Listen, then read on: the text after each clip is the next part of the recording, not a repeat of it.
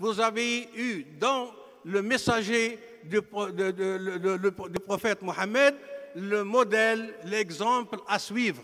Et c'est pourquoi il vous servira d'exemple et de modèle pour être à la hauteur, pour être apte, pour être digne de la communauté musulmane qui est celle du prophète Mohammed.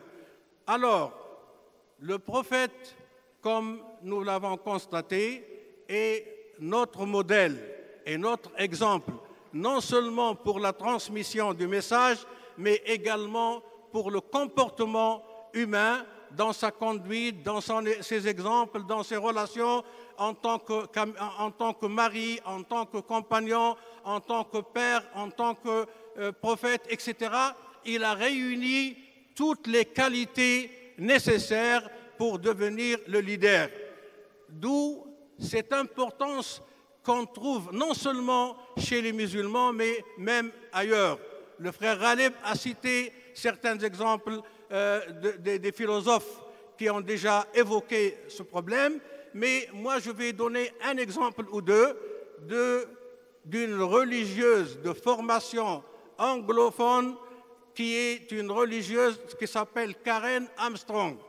Cette religieuse a écrit un livre avec le titre en anglais « Muhammad is our prophet, is prophet for our time ». C'est-à-dire que Mohammed est le prophète qui est conçu pour notre temps.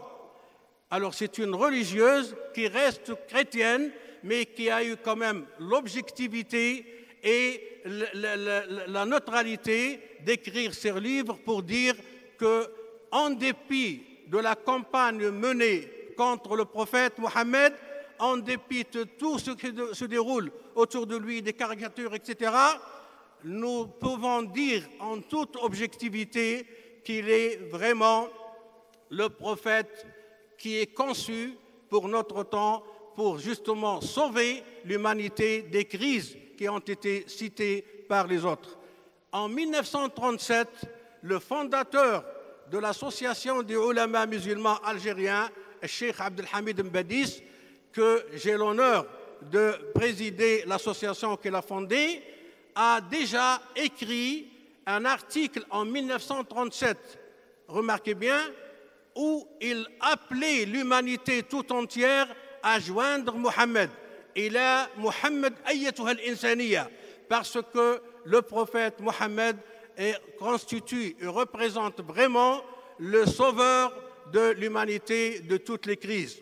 Or, pour justement aborder dans le même sens, qu'est-ce que nous devrons faire pour être les fidèles et les exemplaires à l'instar du prophète Mohammed?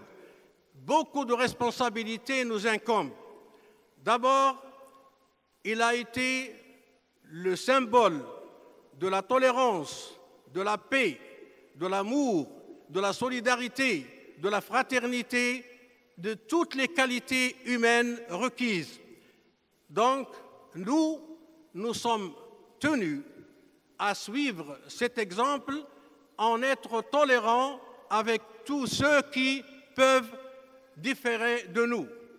Par exemple, en face de cette campagne de dénigrement, en face de cette hostilité exprimée par l'islamophobie, etc., peut-on être de la même façon, de la même manière, avec le même style, avec la même hostilité? Devrons-nous répondre à l'hostilité par l'hostilité, à l'agression par l'agression? Non.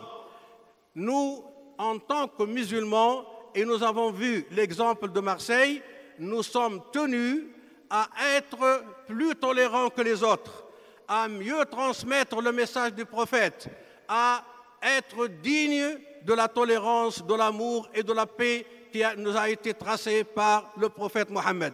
Donc, une responsabilité qui nous incombe, c'est justement être au niveau des directives qui nous a été prescrites par le Coran et par le prophète Mohammed.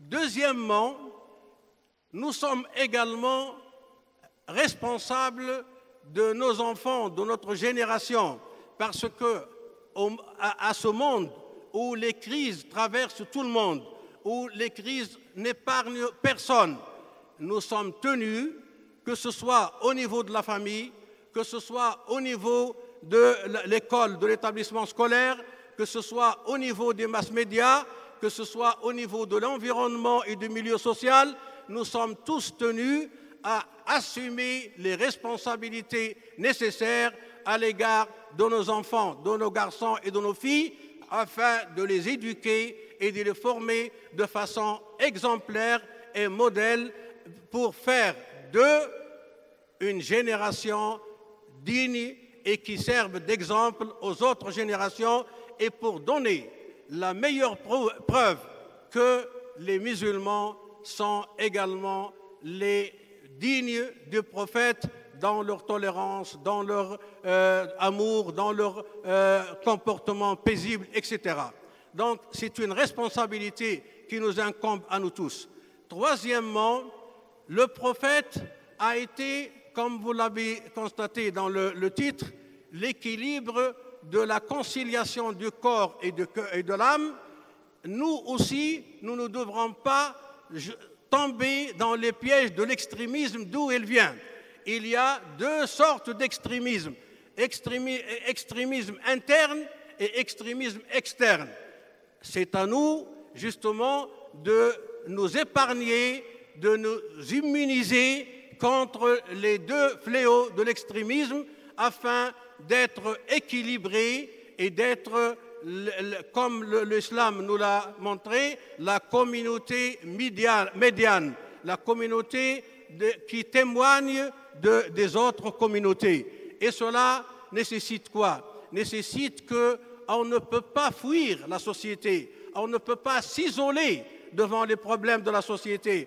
Au contraire, nous devrons nous infiltrer dans les milieux, dans les problèmes, dans les questions pertinentes de la communauté pour pouvoir analyser et diagnostiquer et apporter le remède nécessaire à nos problèmes et à notre humanité tout entière. Ceci donc nous responsabilise devant la communauté et devant Allah. Et étant donné que nous sommes vraiment la communauté médiane, il nous appartient à nous de bien prendre soin de cette responsabilité, ne pas s'isoler et non plus ne pas nous éloigner des directives divines, parce que Dieu nous recommande ابتغي وابتغي فيما آتاك الله الدار الآخرة ولا تنسى نصيبك من الدنيا. بمعنى cherche dans ce que Dieu t'a accordé l'au-delà, mais sans pour cela négliger la nécessité d'être utile à l'homme et à l'humanité. Ceci également est une responsabilité qui nous incombe à nous tous. Autrement aussi, un autre devoir qui nous incombe pour suivre la communauté, pour suivre les directives du prophète, c'est justement de faire appel au savoir et à la connaissance sans justement limite. Nous sommes tenus par les directives coraniques à acquérir le savoir et la science dans tous les domaines scientifiques, technologiques, idéologiques, économiques, philosophiques, etc., afin de pouvoir maîtriser la situation et afin de surmonter et dépasser les difficultés ou les crises qui peuvent nous frapper, et aussi afin de pouvoir être digne des directives qui nous ont été tracées par notre prophète. Également, chers frères, chères sœurs, la communauté musulmane doit avoir le courage de faire ses autocritiques, d'analyser, d'étudier profondément les causes des crises et du sous-développement. Et les crises et le sous-développement desquels nous souffrons, et ce sont des problèmes qui méritent d'être abordés avec tranquillité, avec objectivité, avec courage et avec toutes les qualités méthodologiques nécessaires afin de pouvoir réaliser l'objectif qui nous incombe et afin de pouvoir également avoir le devoir et le droit auquel nous aspirons nous tous. Il est donc recommandé à la communauté musulmane de rejeter les différents extrémismes d'où ils viennent et d'être la communauté médiane qui servira d'exemple aux autres communautés. Autrement dit, il y a ce comportement qui mérite d'être corrigé, redéfini et adapté à la nécessité islamique. Nous ne pouvons pas cacher que nous souffrons également de certains comportements qui sont nuisibles à la communauté musulmane par certains individus. Certes, c'est une minorité, ce sont des individus extrêmement rares, mais ils peuvent être nuisibles à notre communauté parce que la communauté étrangère qui n'est pas musulmane peuvent incomber et peuvent responsabiliser l'islam et la communauté musulmane tout entière à cause d'un certain comportement pris ici et là par certains individus. Il suffit de voir ce qui se passe dans le monde musulman aujourd'hui, ces déchirements, cette guerre fratricide qui divise le peuple seul, unique d'un seul pays, les communautés ici et là, la Syrie, la Libye, la Tunisie, l'Égypte, le Yémen, la Somalie, l'Afghanistan, etc. Autant de problèmes qui se posent. Mais faut-il rester les mains croisées devant l'injustice, devant l'inégalité, devant tout ce qui a secoué ces peuples et ces sociétés? Non, l'islam nous demande justement à procéder au changement, certes par les moyens les plus pacifiques si c'est possible, par les moyens les plus paisibles si c'est possible, par la tolérance possible si c'est possible, mais des fois il y a de la provocation, des fois il y a de l'injustice, des fois il y a l'agression et lorsqu'il y a une guerre défensive, là, c'est le légitime défense qui est accepté et toléré et recommandé par toutes les idéologies, par toutes les lois du monde. Donc, la responsabilité de la communauté musulmane, certes, est engagée, mais il faut faire la part des choses entre l'agression, l'agresseur et la victime et l'agressé.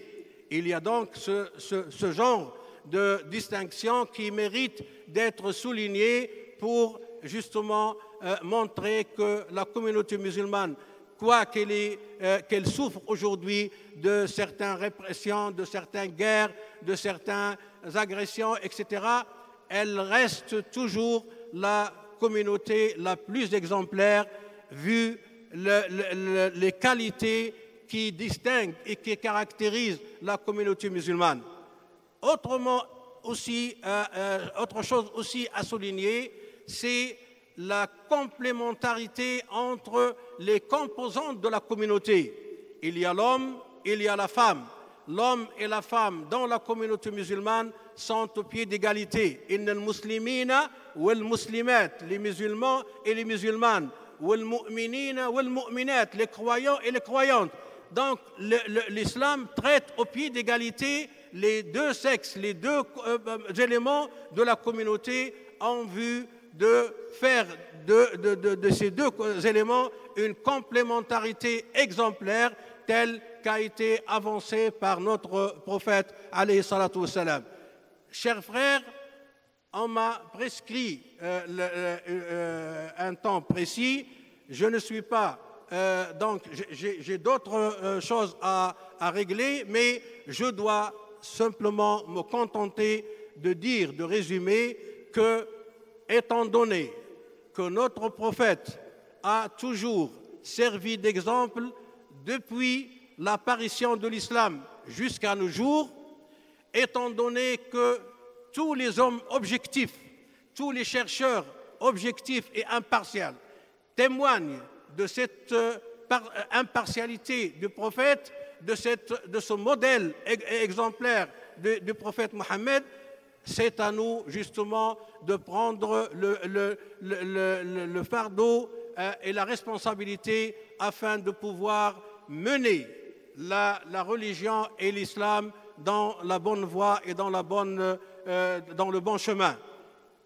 Donc, si je dois conclure, je dois me contenter de dire que nous sommes responsables des qualités et des inconvénients, des avantages et des inconvénients de l'islam, parce que les autres copient les qualités et les inconvénients de l'islam sur nous. Et nous sommes autant responsables que le prophète et ses compagnons. Nous sommes autant responsables, chacun dans son domaine, chacun dans ses limites, chacun dans ses moyens et ses possibilités, afin de donner l'exemple. Un par la tolérance, l'autre par l'enseignement, l'autre par la conduite et le comportement, d'autres par n'importe quel, par exemple le secours islamique. Avec 1 euro, on peut justement être utile à ces orphelins, à ces veuves, au peuple opprimé, afin de pouvoir apporter le soutien et le secours à ces victimes et à ces mustad'afin. Alors, nous allons prendre l'engagement ici et ailleurs que nous sommes tenus, nous les musulmans surtout, et les musulmans qui cohabitent avec les autres religions, avec les autres communautés non musulmanes, ont une responsabilité plus dure encore et plus lourde.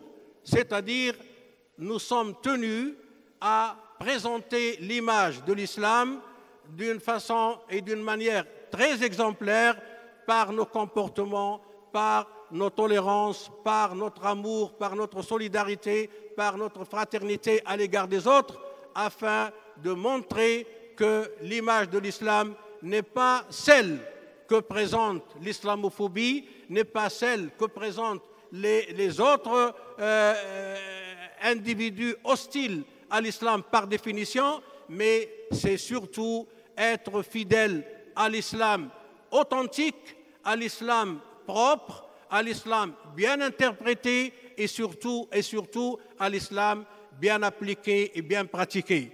Donc l'islam est notre responsabilité à nous tous, c'est notre message à nous tous. Nous sommes tous appelés à présenter ce message de la manière la plus convenable, de la manière la plus responsable et de la manière la plus consciente. Alors, une prise de conscience est demandée à chacun et à chacune, et on se félicite de voir une telle communauté au nord de la France, ici, avec cet enthousiasme, avec cette organisation ordonnée, avec cette audience vraiment admirable. Nous sommes donc fiers de nous adresser à vous tous et à vous féliciter pour dire que la communauté musulmane en Europe et dans le monde musulman ne peut pas être menacée, parce que grâce à vous, grâce aux intellectuels parmi vous, grâce aux bons croyants parmi vous, grâce à tout le monde, nous pouvons construire réellement la communauté musulmane la plus exemplaire. Que Dieu nous aide, que Dieu nous encourage, que Dieu nous accorde la patience et la puissance pour pouvoir atteindre ces buts. Je vous remercie et je vous dis à la rencontre prochaine, Inch'Allah. Assalamu alaikum.